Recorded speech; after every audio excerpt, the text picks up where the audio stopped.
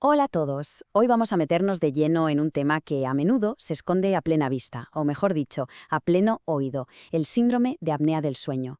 Vamos a descubrir por qué ese sonido tan familiar, el ronquido, a veces puede ser muchísimo más que un simple ruido nocturno. Y esa es la pregunta del millón, ¿verdad? Todos hemos oído a alguien roncar, o quizás somos nosotros mismos quienes roncamos. Pero, a ver, ¿en qué momento deja de ser algo sin importancia para convertirse en una verdadera señal de alerta para nuestra salud? Pues vamos a desgranarlo paso a paso. Esta es la ruta que vamos a seguir. Empezaremos por el ronquido, que es lo más conocido. Luego definiremos qué es exactamente la apnea obstructiva. Veremos los síntomas clave a los que hay que estar atentos. Exploraremos los riesgos que esconde para el corazón, que son muy serios. Y por último, lo más importante, veremos que tiene diagnóstico y tratamiento. Venga, pues vamos al lío. Lo primerísimo es saber distinguir entre un ronquido, digamos, normal, y uno que debería hacernos levantar la ceja y prestar atención. El mecanismo en sí es bastante sencillo. Mira, cuando dormimos, los músculos de la garganta se relajan. Normal. Si el paso del aire se estrecha un poquito, los tejidos blandos, como el paladar o la campanilla, pues vibran. Y esa vibración es el sonido que todos conocemos como ronquido. Hasta aquí, todo bien. Pero ojo, aquí viene lo importante. No todos los ronquidos son iguales. Un ronquido normalito suele ser más o menos constante. En cambio, si el ronquido es muy fuerte, suena entrecortado y, sobre todo, si de repente hay pausas de silencio y después de ese silencio se oye un ahogo o un jadeo fuerte, eso, amigos, es una bandera roja como una casa. Esas pausas son literalmente momentos en los que la respiración se para en seco. Y claro, esos silencios tan preocupantes nos llevan de cabeza a la definición médica del problema. Vamos a ver qué es exactamente la apnea obstructiva del sueño. La definición técnica es esa, síndrome de apnea obstructiva del sueño, o SAOS. O sea, para que nos entendamos todos, es una enfermedad en la que la garganta, la parte de arriba de la vía aérea, se cierra, se colapsa una y otra vez mientras dormimos. Y no es que cueste respirar un poco, no, es que el paso del aire se detiene por completo o casi por completo. Y dentro de este síndrome hay dos tipos de eventos, por así decirlo. La apnea, que es el parón total, el cese completo del aire durante al menos 10 segundos, y la hipopnea, que es una reducción parcial pero importante de más de un 30%. Ambos son un problema porque en ambos casos el cuerpo se queda sin el oxígeno que necesita. La verdad es que esta analogía es buenísima para entenderlo. Piensa en la vía aérea como una manguera de jardín. Por la noche se dobla y se pinza. No pasa el aire. El cuerpo se da cuenta, pega un acelerón para abrirla, lo que provoca un microdespertar del que ni te enteras. La manguera se abre, respiras y al volver a dormirte, ¡zas! Otra vez. Ahora imagina que esto pasa no una, ni dos, sino decenas o incluso cientos de veces cada noche. Agotador. Vale, ya sabemos lo que es. Pero, ¿cómo se manifiesta en el día a día? ¿Qué pistas nos da el cuerpo? Vamos a ver esas señales de alerta, que las hay tanto de noche como de día. Lo curioso es cómo se dividen los síntomas. Por la noche, pues está el ronquido y esas pausas que suele notar la pareja. Pero también están los despertares bruscos con sensación de que te ahogas, sudar mucho por la noche o tener que levantarse al baño varias veces.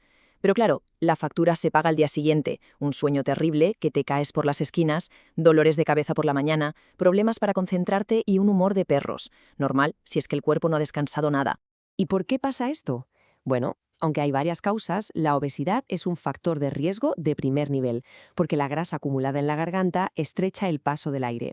Pero más allá del peso en general, los médicos se fijan en una medida muy específica y que da muchas pistas, el perímetro del cuello. Aquí tenemos un dato súper concreto y fácil de medir. En el caso de los hombres, una circunferencia de cuello por encima de los 40 centímetros dispara las alarmas de un riesgo elevado de apnea. Y para las mujeres, la cifra de corte es un poquito más baja. Si el cuello mide más de 38 centímetros, el riesgo también se considera alto. Son indicadores físicos muy directos. Y ahora llegamos a la parte más crítica de todo esto, porque la apnea no va solo de dormir mal o de estar cansado, no.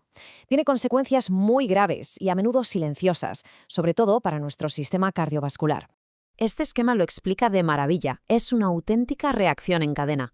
Primero, se cierra la vía aérea. Como consecuencia, el oxígeno en sangre cae en picado. A esto se le llama hipoxia. El cerebro, que es muy listo, lo detecta como una emergencia, como si nos estuvieran atacando, y activa el sistema de lucha o huida. Dispara el corazón, sube la tensión arterial a tope para sobrevivir. Este ciclo, repetido noche tras noche, es un castigo brutal para el corazón y las arterias.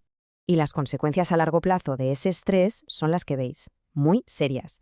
La apnea es causa directa de hipertensión, que no responde a medicamentos, de arritmias, como la fibrilación auricular, y aumenta muchísimo el riesgo de sufrir un infarto, una insuficiencia cardíaca o un ictus.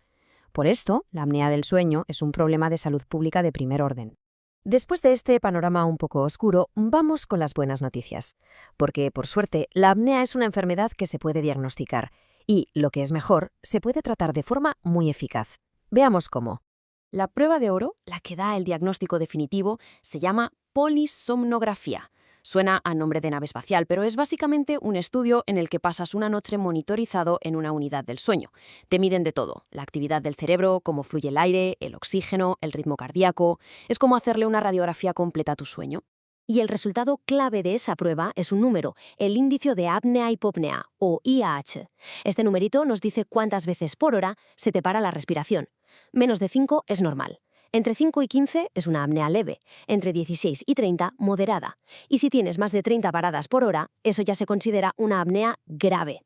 Una vez que tenemos el diagnóstico, ¿cuál es la solución? Pues aquí la Comunidad Médica Mundial lo tiene clarísimo. El tratamiento número 1, el más eficaz, se llama CPAP. ¿Y cómo funciona este aparato?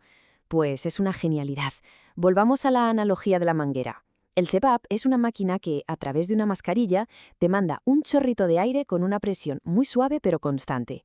Ese aire actúa como un raíl, como una férula de aire, que impide que la garganta se cierre. Ojo, no respira por ti, simplemente mantiene el camino despejado para que tú puedas respirar bien toda la noche, sin interrupciones. Y con esta solución tan eficaz terminamos nuestro análisis de hoy. Hemos visto cómo un simple ronquido puede esconder un problema de salud muy serio, pero también que hay formas claras de detectarlo y de ponerle remedio. Y esto nos lleva a la reflexión final. ¿Alguna de estas señales resulta familiar en el descanso nocturno propio o en el de alguien cercano? Hacerse esta pregunta puede ser sin duda el primer paso para recuperar la salud y la calidad de vida.